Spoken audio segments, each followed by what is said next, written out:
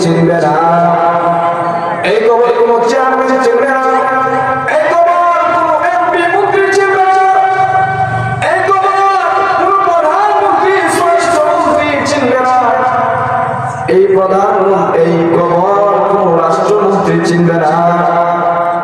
এই কবর এমন একটা জিনিস, এমন একটা ঘর, তুমি দুনিয়াতে দালালপুরের মালিক হইছো, দুনিয়াতে তুমি এমপি মন্ত্রী হইছো, দুনিয়াতে তুমি স্বরাষ্ট্রমন্ত্রী হইছো, দুনিয়াতে তুমি রাষ্ট্রমন্ত্রী হইছো, তোমার ঘরের মধ্যে তুমি যদি যাও, ওই ঘরের মধ্যে সিসি ক্যামেরা লাগানো থাকে, বডিগার্ড থাকে, ওই ঘরের মধ্যে কত সিকিউরিটি গার্ড থাকে, ওই বিল্ডিং এর জন্য কত নিরাপত্তা বাহিনী থাকে, তুমি যে ঘরে থাকবা, কিন্তু এই কবরটা এমন একটা ঘর, এই কবরে তোমার কোনো সিকিউরিটি গার্ড নাই, বডিগার্ড নাই, কোনো সিসি ক্যামেরা নাই, কোনো সেনাবাহিনীও নাই, কোনো সৈনিক নাই, কোনো তোমার বাহিনীও নাই। কারণ এটি এমন একটি ঘর, যদি তুমি এই ঘরে তুমি যদি ভালো আমল নিয়ে যদি তুমি আসতে পারো, যদি তোমার জীবন সুন্দর করে চালিয়ে নিয়ে আসতে পারো এই কবরের মধ্যে, তাহলেই তুমি সফল হতে পারবা। কোনো সিকিউরিটি গার্ড লাগবে না, কোনো বডিগার্ড লাগবে না, দুনিয়ার কোনো বাহিনী লাগবে না, আমি ফেরেশতা দিয়ে তোমাকে স্বাগতম জানাবো। সুবহানাল্লাহ। আমি ফেরেশতাদের মাধ্যমে তোমাকে স্বাগতম জানাবো। তুমি যদি পরিপূর্ণ ঈমানদার, কামেল মুমিন হয়ে যদি তুমি কবরে আসতে পারো, তোমার জন্য কোনো বডিগার্ড লাগবে না, তুমি মরে যাওয়ার পর করে তোমাকে যখন দাফন করা হবে, আমি সাথে সাথে তোমার কবরটা আমি জান্নাতের বাগান বানিয়ে দেব। সুবহানাল্লাহ। তোমার কবরের মধ্যে আমি জান্নাতের যত নাজ নেয়ামত আছে, জান্নাতের যত নাজ নেয়ামত আছে, সকল নাজ নেয়ামত তোমার কবরের মধ্যে আমি ফিট করে দেব, জান্নাতের সাথে রাস্তা করে দেব। কারণ এই কবরের মধ্যে তোমাকে জিজ্ঞেস করবে, তুমি দুনিয়াতে কি ছিলে, কার মুরিদ ছিলে, তুমি এমপি ছিলে না চেয়ারম্যান ছিলে, তুমি কার ছিলে, কোন মন্ত্রী ছিলে, কোন দেশের তুমি সরকার, এটা জিজ্ঞেস করবে না। কারণ মরার পরে, মৃত্যুর পরে একটাই বা তিনটা কথাই জিজ্ঞেস করবে, তিনটাই প্রশ্ন হবে। প্রথম নম্বর প্রশ্ন হলো মান রব্বুকা, তোমার রব কে? তোমাকে জিজ্ঞেস করবে না দুনিয়াতে তুমি কোন নেতার পিছনে ঘুরছো, এইটা জিজ্ঞেস করবে না। অনেকে রাজনীতি বলে করবেন না, আমি এটা বোঝানোর জন্যই বলছি, কারণ মৃত্যুর পরে তিনটাই প্রশ্ন আপনাকে করানো হবে, তিনটা প্রশ্নই করবে। মান রব্বুকা, তোমার রব কে? যদি ইমানদার বান্দা হয়, তাহলে সে বলবে রব্বি আল্লাহ, আমার রব একমাত্র আল্লাহ। যদি সে ইমানদার না হয়, গুনাহগার বান্দা হয়, যদি মুনাফিক হয়, তাহলে সে জবাবে বলবে লা আদরি, লা আদরি, আমি কিছুই জানি না, আমি কিছুই জানি না। সে বলতে পারবে না, কারণ সে দুনিয়াতে আল্লাহর পথে চলে নাই, কোরআনের কথা শুনে নাই, ওলামায়ে কেরামদের কথা শুনে নাই, তার মন করা চলছে, তার মন যেইটা চেয়েছে সে সেইটাই করছে, এই জন্য সে উত্তর দিতে পারবে না। কারণ আল্লাহ তারা প্রত্যেক দিন 5 বার তাকে ডাক দিয়েছেন, আযান দিয়ে ডাক দিয়েছেন, হাইয়া আলাস সালাহ,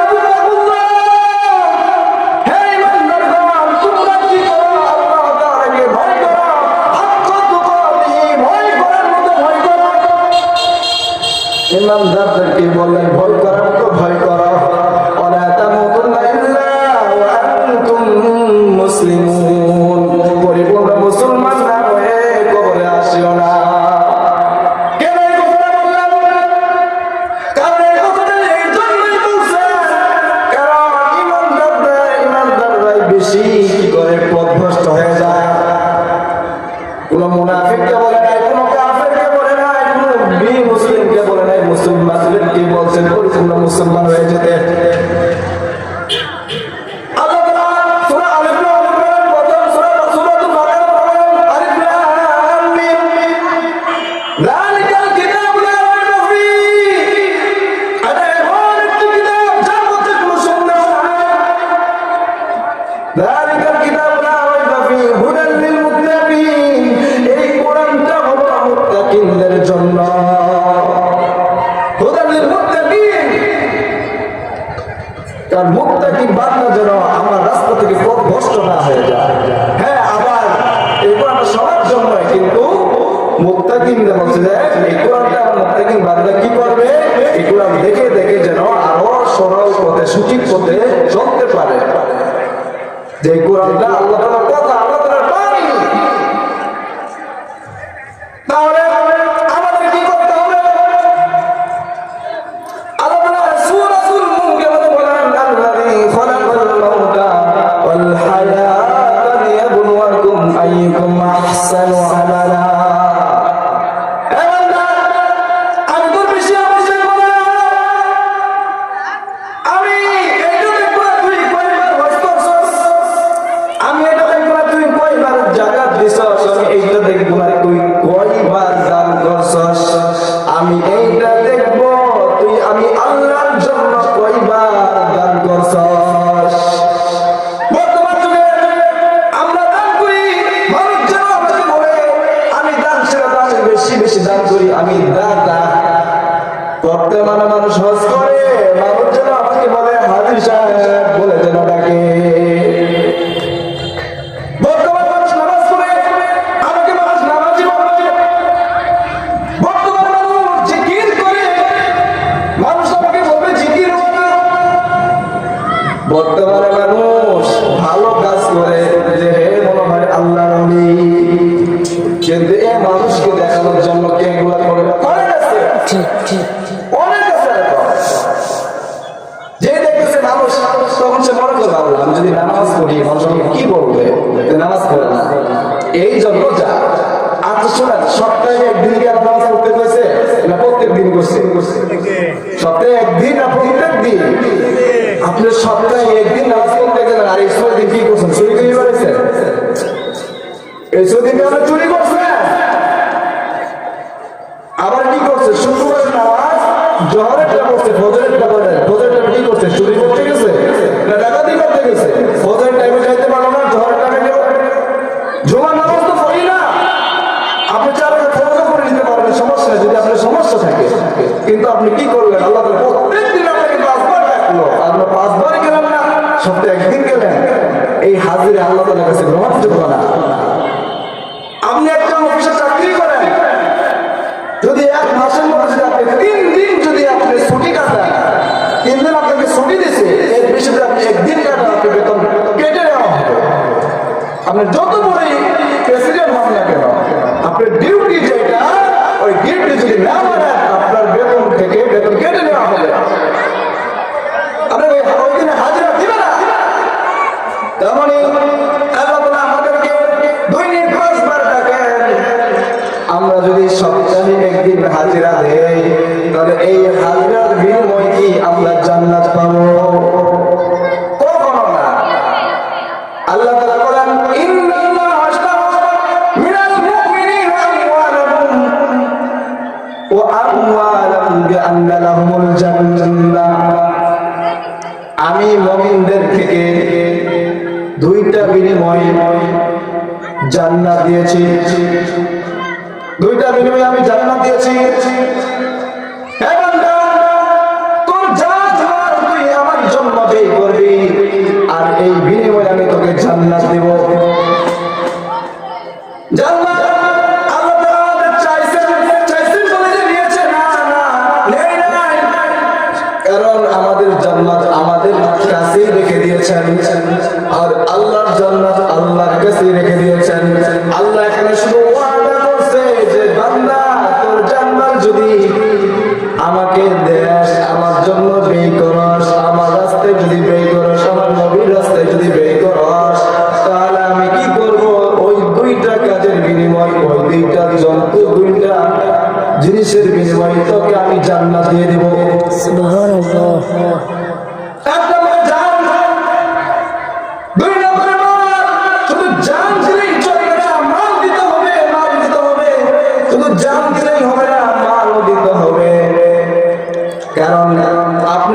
বলতেছেন এখানে মাহফিল হয়েছে, মাহফিল হইতেছে, আপনি যদি বলেন যে আমি ঠিক আছে আমি সময় দিব কিন্তু মাল দেন নাই, মাহফিল হবে? মাহফিল হবে? সময় দেওয়া মানে কি? জান দেওয়া, কিন্তু মাল দেন নাই, মাহফিল হবে? এই যে প্যান্ডেল করছে, লাইট করছে, মাইক দিচ্ছে, এগুলো কি টাকা লাগে নাই? এমনি এসে তাহলে আপনি জান দিচ্ছেন কিন্তু মাল দেন নাই, কাজে আসবে না। জানও দিতে হবে, মালও দিতে হবে, তাহলেই না সফল হওয়া যাবে। আপনি পরীক্ষার ফিস দিচ্ছেন কিন্তু পরীক্ষা দিতে দিতে আপনার রেজাল্ট আসবে না, কিন্তু আপনি পরীক্ষা ফিস দেন না, আপনাকে পরীক্ষা দেওয়া দিতে দিবে না। পরীক্ষা ফিস না দিলে পরীক্ষা হলে ঢুকতে দিবে না। আর যদি পরীক্ষা ফিস দিয়ে থাকেন, আপনাকে যদি পরীক্ষা না দেন তাহলে কিন্তু আপনার রেজাল্ট আসবে না। তেমনি ভাবে আল্লাহ তাআলা বলছেন শুধু জান দিলে চলবে না, মালও দিতে হবে। সূরাতুল বাকারা বলেন আল্লাযীনা